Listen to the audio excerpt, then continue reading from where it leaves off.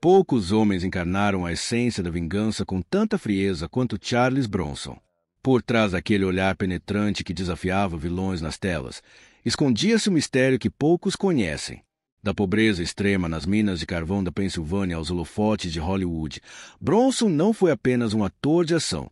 Foi um fenômeno que redefiniu o conceito de herói cinematográfico quando o mundo precisava acreditar na justiça com as próprias mãos.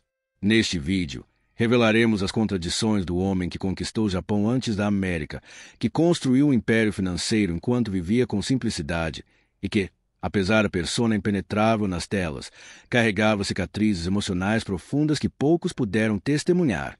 Quais segredos ele guardava por trás daquele semblante impassível que fez até criminosos reais temerem sua presença? Não se esqueça de se inscrever no canal e ativar o sininho para mergulhar conosco neste universo onde a realidade supera a ficção, desvendando as histórias que o próprio Bronson nunca quis contar. Em uma tarde fria de Nova York, as luzes do pequeno teatro se apagam. Na tela, surge o rosto marcado de Charles Bronson, aquele olhar intenso que conquistou gerações. O documentário Charles Bronson, além da máscara, começa com imagens raras do astro em seus momentos mais privados, longe dos holofotes de Hollywood.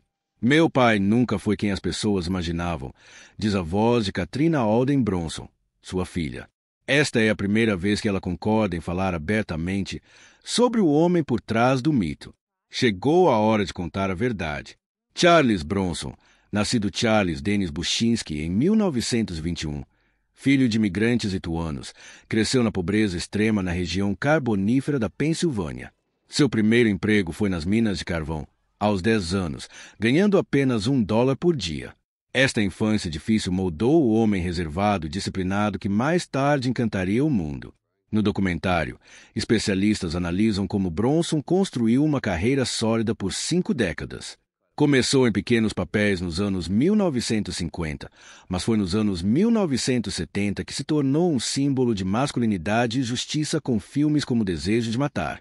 Sua imagem de homem comum que enfrenta situações extraordinárias ressoou com o público global. O que poucos sabem é quanto ele ganhou ao longo da carreira, comenta o historiador de cinema Robert Thompson. Bronson foi extremamente inteligente com seus investimentos. Documentos revelados no filme mostram que, no auge da fama, ele recebia mais de $1 milhão por filme, uma fortuna para a época. Seu patrimônio líquido, estimado em $45 milhões quando faleceu em 2003, surpreendeu até mesmo os mais próximos. O documentário não se limita aos números impressionantes. Explora também as contradições do astro, um homem intensamente privado que se tornou ícone público, um ator com imagem durona que, segundo sua filha, chorava assistindo a filmes românticos, um artista que rejeitava entrevistas, mas cujo silêncio apenas aumentava sua mística. Este documentário vai além da superfície, explica o diretor Marty Collins. Queremos mostrar as camadas que formavam Charles Bronson, o imigrante, o pai, o artista, o homem de negócios. À medida que o primeiro segmento do documentário termina, uma pergunta permanece no ar. Quem realmente foi Charles Bronson? A resposta parece estar guardada nas memórias daqueles que realmente conheceram, especialmente sua filha Katrina, que promete revelações surpreendentes nos próximos capítulos. Meu pai construiu uma fortaleza ao redor de si mesmo, diz ela, enquanto a tela mostra fotografias nunca antes vistas de Bronson em casa. Mas dentro daqueles muros, existia um homem completamente diferente do que o mundo conhecia. Meu pai não era o homem indestrutível que todos viam na tela, confessa Katrina enquanto o documentário avança. Na verdade, ele era extremamente sensível. Esta revelação causa um silêncio imediato na sala de exibição. Para os fãs que cresceram vendo Charles Bronson como um implacável vigilante urbano ou pistoleiro sem medo, a ideia parece impossível de acreditar. O diretor do documentário apresenta então imagens raras. Bronson brincando com seus filhos no jardim, pintando paisagens, um hobby que poucos conheciam, e rindo abertamente durante refeições familiares. Estes são os momentos que o público nunca viu, explica o narrador. Charles Bronson construiu uma carreira baseada em força e silêncio, mas em casa era completamente diferente. Katrina confirma o que muitos suspeitavam por anos. Meu pai detestava a violência. Simplesmente odiava. Isso surpreende as pessoas, mas ele nunca gostou de armas, ficava profundamente incomodado quando fãs o abordavam para falar sobre cenas violentas de seus filmes. Para entender este homem complexo, o documentário nos leva até suas origens. Nascido como Charles Dennis Bushinsky em 3 de novembro de 1921, em Reinfeld, Pensilvânia, conhecida localmente como Scranton, uma pequena comunidade onde a vida girava em torno das minas de carvão. Imagens em preto e branco mostram casas simples construídas em encostas íngremes, o ar sempre coberto pela fuligem das minas. Ele era o 11º filho entre 15 crianças, narra um historiador local. Seus pais, Walter e Mary Bushinsky, eram imigrantes lituanos que mal falavam inglês. Documentos de imigração exibidos no filme revelam a extrema pobreza em que viviam. A família Bushinsky frequentemente não tinha o suficiente para comer, e as crianças compartilhavam roupas e sapatos. Meu pai contava que muitas vezes eles comiam pão com banha como refeição principal, relembra Katrina. E durante o inverno, acordavam com neve dentro de casa, que entrava pelas frestas nas paredes. A tragédia chegou cedo. Quando Charles tinha apenas 10 anos, seu pai morreu de complicações respiratórias causadas pelo trabalho nas minas. Aquele dia mudou tudo para ele, explica Katrina. De repente, ele não era mais apenas uma criança. Tinha que ajudar a sustentar a família. Fotografias de um jovem Charles, com apenas 10 anos, mostram-no já trabalhando nas mesmas minas que mataram seu pai. Seu rosto sério, já demonstrando a determinação que mais tarde se tornaria sua marca registrada. Acho que poucos entendem o que significa entrar naquela escuridão todos os dias, comenta um ex-mineiro entrevistado. Especialmente para uma criança. Isso molda seu caráter de formas que ninguém pode imaginar. Enquanto esta parte do documentário termina, a expressão de Katrina muda. As pessoas pensam que conhecem meu pai pelos personagens que ele interpretou, mas para realmente entendê-lo, precisam saber de onde ele veio. E mais importante ainda, o que ele prometeu a si mesmo enquanto trabalhava naquelas minas. O documentário prossegue mostrando cenas icônicas dos filmes de Bronson. O implacável Paul Kersey em Desejo de Matar, o pistoleiro harmônica em Era Uma Vez no Oeste, o assassino profissional Arthur Bishop em Mecânico. Personagens que transmitiam a mesma mensagem, um homem inquebrantável, de poucas palavras e ações decisivas. O público adorava essa imagem, comenta o crítico de cinema Roger Collins. Bronson representava um tipo de masculinidade que estava desaparecendo da cultura americana, o homem silencioso que resolvia seus problemas com as próprias mãos. Estatísticas de bilheteria mostram que seus filmes arrecadaram mais de 120 milhões de dólares apenas nos Estados Unidos, valores não ajustados pela inflação. Entrevistas com diretores de elenco revelam como essa imagem se espalhou para além das telas. Ninguém queria irritar Charles Bronson, relembra Sarah Johnson, que trabalhou em produções com o ator. Havia rumores de que ele tinha um temperamento explosivo, que era arrogante e distante. Todos pisavam em ovos ao seu redor. A câmera então corta para Michael Winner, diretor de vários filmes de Bronson, que oferece uma perspectiva diferente. Charles era o profissional mais pontual e preparado com quem já trabalhei. Mas ele odiava as fofocas de Hollywood e mantinha a distância de propósito. As pessoas interpretavam isso como arrogância. Katrina sorria ao ouvir esses relatos. Meu pai ficava fascinado com esses rumores. Em casa, ele ria disso tudo. Ela mostra recortes de jornais que seu pai guardava, onde repórteres especulavam sobre sua personalidade violenta. Ele achava hilário que as pessoas pensassem que ele era como seus personagens. A verdade, Katrina continua. Ele era um homem extremamente tímido. Sempre foi. Crescer na pobreza, trabalhar nas minas de carvão, essas experiências o fizeram valorizar o silêncio, não porque era durão, mas porque aprendeu que observar era mais importante que falar. O documentário apresenta então entrevistas com alguns dos poucos amigos próximos de Bronson, incluindo seu antigo colega de pescaria, Ron Marshall. Charles tinha medo de multidões. Literalmente, ficava ansioso em eventos públicos. Preferia 1000 vezes ficar em casa pintando ou jardinando do que comparecer a uma estreia de filme. Não estamos tentando destruir o mito, explica o diretor do documentário. Estamos mostrando que a realidade é muito mais interessante. Um homem tímido e sensível que conseguiu convencer o mundo inteiro de que era o exato oposto.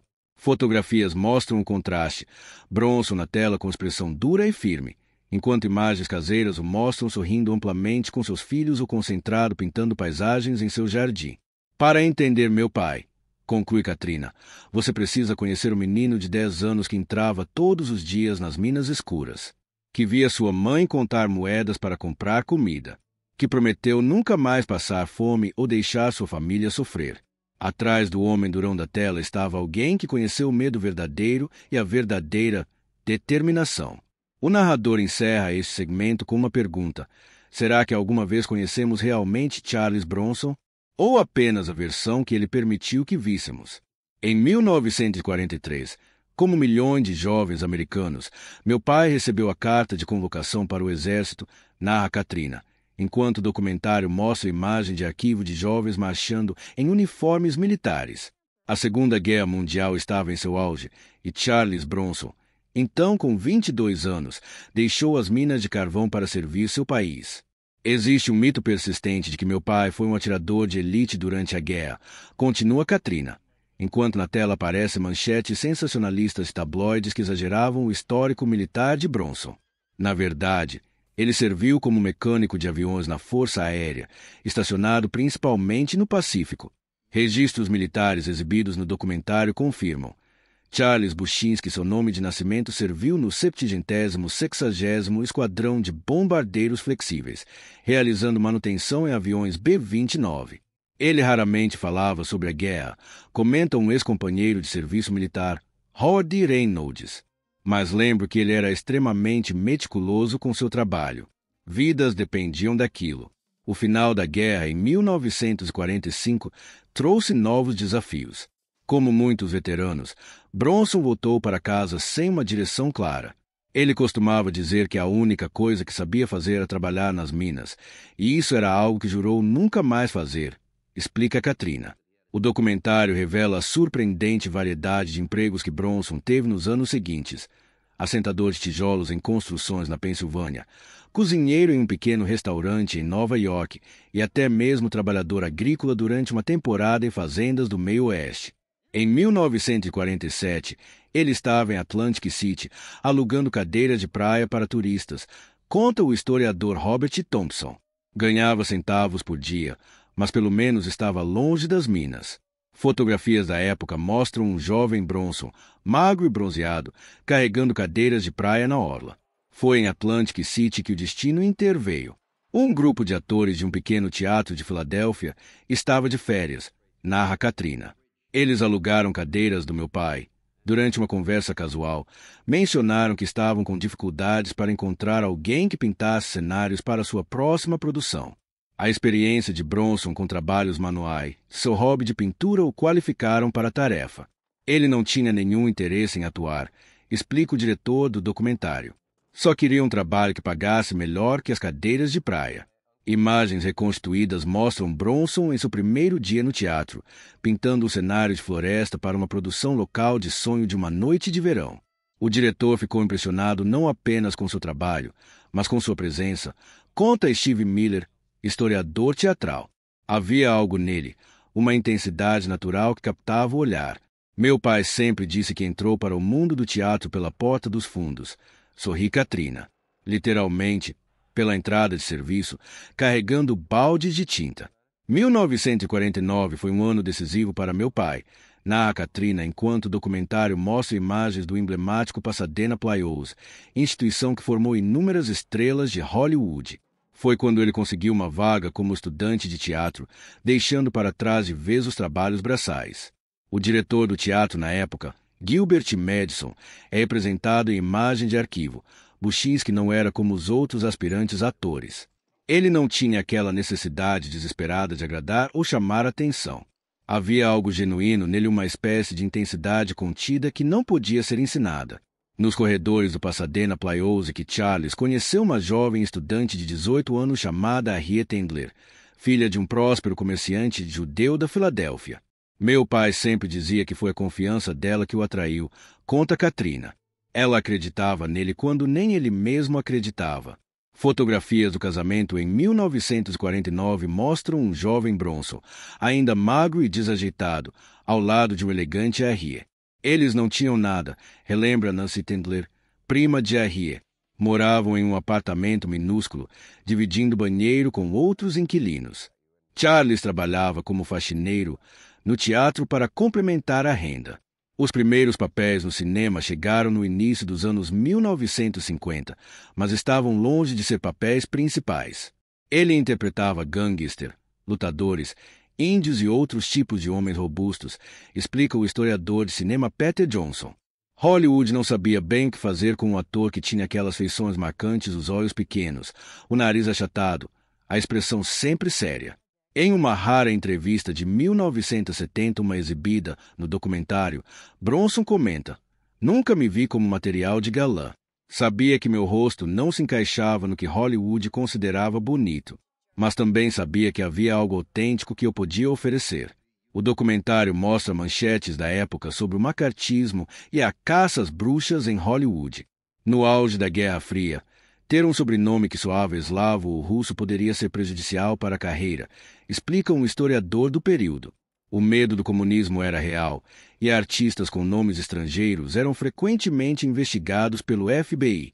Meu pai escolheu Bronson depois de ver o nome Bronson Gate nos estúdios da Paramount, revela Katrina. Ele gostou da sonoridade americana e direta do nome. Foi uma mudança prática, não um repúdio às suas origens. Os anos seguintes trouxeram pequenos papéis em produções cada vez maiores, incluindo participações em De Repente 1954 com Frank Sinatra e Os 10 Mandamentos 1956 de Cecil B. DeMille. Ele estava construindo lentamente uma reputação como um ator confiável, mesmo que ainda não fosse uma estrela, comenta o narrador. O segmento termina com Bronson olhando para a câmera em um teste de filmagem de 1958. "Este rosto pode não ser bonito", diz ele com um leve sorriso, "mas garanto que você não vai esquecê-lo facilmente." O ano de 1958 marcou um ponto de virada na carreira de Charles Bronson. O documentário exibe cenas de Machine Gun Kelly, onde Bronson interpretou o famoso gangster americano. "Foi o primeiro papel protagonista do meu pai", explica Katrina. Mesmo sendo um filme de baixo orçamento, ele finalmente teve chance de mostrar toda a sua capacidade como ator. Do outro lado do Atlântico, o astro francês Alain Delon assistiu ao filme e ficou impressionado com a presença magnética de Bronson. Delon estava no auge da fama na Europa, comenta o crítico de cinema François Truffaut. Quando ele recomendou Bronson a produtores franceses, as portas começaram a se abrir. O documentário mostra telegramas e cartas trocadas entre produtores europeus e o agente de Bronson. "Meu pai ficou surpreso com o interesse vindo da Europa", conta Katrina. Nos Estados Unidos, ele ainda era apenas mais um ator de filmes B, mas os europeus enxergaram algo diferente nele. Em 1961, Bronson embarcou para a França, onde participou de produções como Adeus, amigo ao lado de Alain Delon. Na Europa, ele não era visto como feio demais para ser protagonista, explica o historiador de cinema Michael Reynolds. Pelo contrário, sua aparência não convencional era celebrada como autêntica e carismática. O documentário então faz uma revelação surpreendente. Bronson sofria de claustrofobia severa, resultado direto de seus anos trabalhando nas minas. A cena em que Velinsky tem um ataque de pânico no túnel não foi apenas atuação, explica o diretor John Sturges em uma entrevista de arquivo. Charles estava realmente revivendo traumas de sua juventude. Roger Thompson, especialista em atuação, analisa: "É uma das cenas mais poderosas do filme exatamente porque Bronson não estava apenas interpretando, ele estava canalizando uma experiência vivida. Você pode ver o verdadeiro medo em seus olhos." A filmagem dessas cenas foi particularmente difícil. Registros da produção mostram que Bronson precisava de intervalos frequentes durante as gravações nos espaços confinados do cenário. Ele enfrentou seus próprios demônios para dar vida àquele personagem. Observa Katrina com admiração. Fugindo do Inferno consolidou Bronson no panteão de Hollywood, embora ainda não como protagonista. Foi a prova de que ele podia brilhar mesmo em um filme repleto de estrelas, conclui o narrador. E mais importante, demonstrou como sua própria história de vida informava e enriquecia suas interpretações, trazendo uma autenticidade que poucos atores conseguiam igualar. O set de Fugindo do Inferno não apenas redefiniu a carreira de Charles Bronson, mas também seu destino romântico. Foi durante as filmagens que meu pai conheceu Jill Ireland, narra Katrina, enquanto fotografias do set mostram Bronson e a atriz britânica em conversas entre tomadas. Ela estava acompanhando seu marido na época, o ator David M. Calhoun, que também fazia parte do elenco. O documentário apresenta uma entrevista com M. Calhoun, estrela de O Agente da O.NCL, que recorda um momento curioso. Charles veio até mim um dia e disse, com aquela voz grave característica, "Vou casar com sua esposa." Achei que fosse uma brincadeira estranha. 3 anos depois, eles estavam casados. Registros e fotografias pessoais revelam que o casamento de Bronson com a Ria Tendler enfrentava dificuldades há anos. Eles haviam se tornado pessoas diferentes, explica Nancy Tendler. A Ria era sociável, adorava festas e a vida glamourosa de Hollywood. Charles preferia isolamento e tranquilidade. O divórcio foi finalizado em 1965, após 16 anos de casamento e 2 filhos. Foi um período muito difícil para ele, comenta Katrina. Meu pai valorizava a família acima de tudo e considerava o fim do casamento um fracasso pessoal. Enquanto isso, a popularidade internacional de Bronson crescia exponencialmente. O documentário exibe manchetes de jornais japoneses, franceses e italianos celebrando o novo rosto de Hollywood no Japão. Ele era chamado de o samurai americano, explica o historiador Takashi Yamamoto. Os japoneses admiravam sua contenção emocional e força silenciosa. Na Itália, Bronson ganhou o apelido de Il Bruto, o Feio, um título que, paradoxalmente, era usado com reverência. Os italianos adoravam seu rosto marcado, comenta o crítico italiano Marco Bellucci. Para eles, representava a autenticidade em uma indústria obcecada por beleza artificial. Em 1968, depois de um relacionamento discreto, Charles Bronson e Jill Ireland se casaram em uma cerimônia íntima. Foi uma união de almas afins, descreve Jason M. Calhoun, filho de Jill que foi posteriormente adotado por Bronson. Eles se complementavam perfeitamente. Em entrevistas raras exibidas no documentário, Jill Ireland fala sobre o que a atraiu em Bronson. As pessoas veem apenas o homem durão da tela, mas Charles tem uma sensibilidade que poucos conhecem. Ele pinta, ama música clássica e é incrivelmente gentil em casa. É essa combinação de força e sensibilidade que me conquistou. Fotografias do casal mostram momentos cotidianos. Bronson pintando enquanto Jill lê próxima a ele. Os dois cavalgando em seu rancho. Momentos descontraídos com os filhos em jantares familiares. Eles criaram um mundo próprio, explica o narrador. Um refúgio da fama onde podiam ser simplesmente Charles e Jill. A união trouxe estabilidade emocional e um novo impulso à carreira de Bronson. Meu pai sempre dizia que Jill lhe deu confiança para assumir riscos maiores, revela Katrina. Ela acreditava nele de um jeito que ninguém jamais havia acreditado. A linha entre Charles Bronson, o homem, e suas personagens começou a se tornar cada vez mais tênue na percepção pública, narra o documentário, enquanto manchetes sensacionalistas da época aparecem na tela. Histórias sobre sua vida fora das câmeras frequentemente alimentavam o mito do homem inquebrável. O documentário revela um incidente pouco conhecido de 1951, quando Bronson ainda servia no exército. Houve um confronto com o sargento que estava assediando o soldado mais jovem, explica o historiador militar James Thompson. Testemunhas relatam que Bronson simplesmente agarrou o sargento pelo colarinho e o ergueu do chão com uma mão, sem dizer uma palavra. O assédio parou imediatamente. Outro episódio ocorreu durante a filmagem de Era uma Vez no Oeste, 1968. Um diretor assistente estava gritando com a equipe técnica, conta Sergio Leone em uma entrevista de arquivo. Charlie se aproximou dele, colocou a mão em seu ombro e apertou de um jeito que o homem ficou sem fôlego. Depois disse calmamente, "Não precisamos gritar para sermos ouvidos." A reputação de durão de Bronson ultrapassou fronteiras de maneiras inesperadas. Em 1974, um prisioneiro britânico chamado Michael Gordon Patterson mudou seu nome para Charles Bronson, inspirado pelo ator, explica o criminalista Peter Wilson. Este homem se tornaria um dos prisioneiros mais violentos e notórios do Reino Unido, solidificando ainda mais a associação do nome com a ideia de força bruta. Uma declaração em particular causou grande repercussão. Durante uma entrevista em 1971, Bronson afirmou, "Se alguém ameaçar minha família, eu o enfrentarei sem hesitação." A frase foi repetida em tabloides e programas de fofoca, muitas vezes descontextualizada. O documentário exibe um trecho da participação de Bronson no The Tonight Show, onde Johnny Carson pergunta sobre o comentário.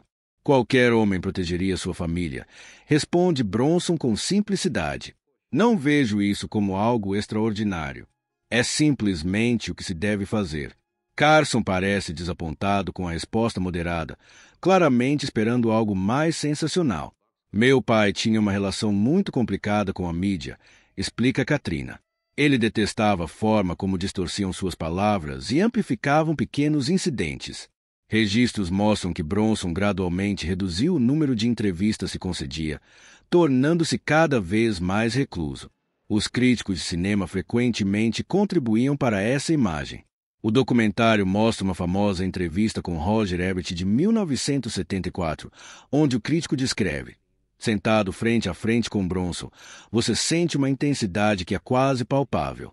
Seus olhos nunca deixam os seus, e há uma energia contida em sua postura que sugere que ele poderia explodir. Charles Bronson não era conhecido por sua diplomacia em Hollywood, começa o narrador enquanto o documentário mostra imagens de vários diretores com quem o ator trabalhou. Ele tinha opiniões fortes sobre cinema e não hesitava em expressá-las, especialmente quando se tratava de diretores. Em uma entrevista raramente exibida de 1975, Bronson fala abertamente: alguns diretores são excêntricos demais para o próprio bem. Fazem você repetir uma cena 20 vezes sem explicar o que querem diferente. Cinema não é rocket science, é contar uma história com clareza. Um dos relacionamentos mais complicados foi com Walter Hill, durante a filmagem de Hard Times 1975.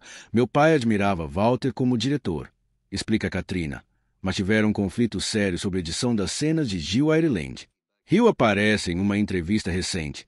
Reduziu o papel de Gil porque acreditava que isso tornaria o filme mais enxuto.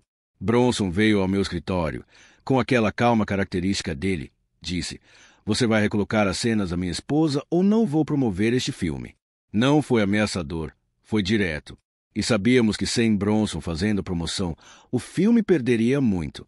O documentário revela uma cláusula interessante que Bronson começou a incluir em seus contratos a partir de meados dos anos 1970. Seus personagens não podiam morrer em cena. Era uma questão de imagem, explica seu ex-agente Paul Cunner.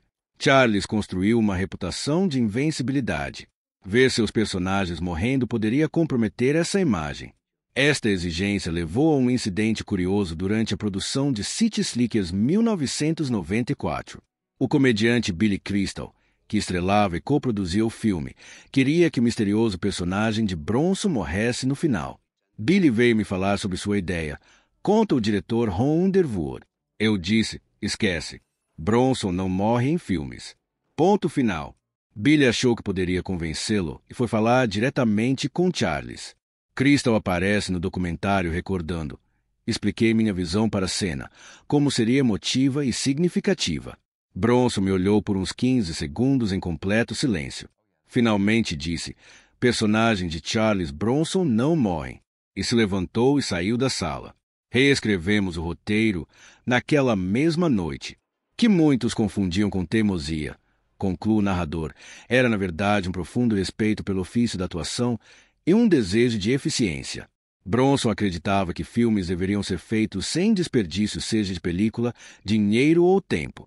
Uma ética de trabalho forjada nas minas de carvão e que nunca o abandonou, mesmo no auge da fama.